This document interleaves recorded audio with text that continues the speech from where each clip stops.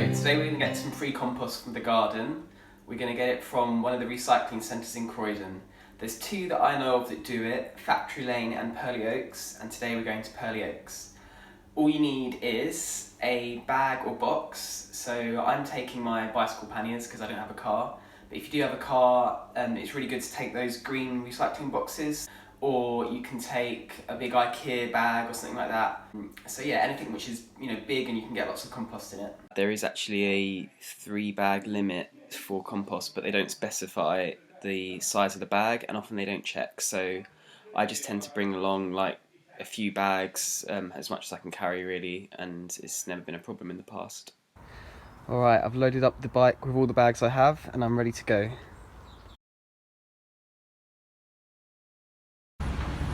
Now the actual compost area is a bit of a well-kept secret.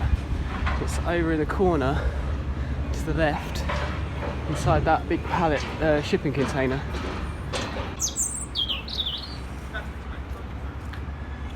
Oh, and there we go.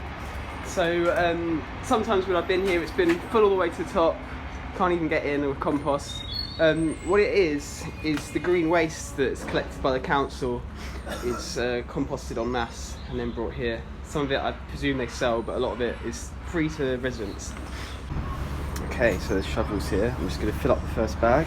Off we go. You might be able to see it's been raining a bit, so the compost is a little bit heavier than it would normally be. Not quite as sort of fluffy and moist, a bit more sort of damp and sodden, but once it's out in the garden it'll be fine. Okay, I might have got a bit carried away there, as this bike is now way too heavy to ride, so I'm going to walk it home.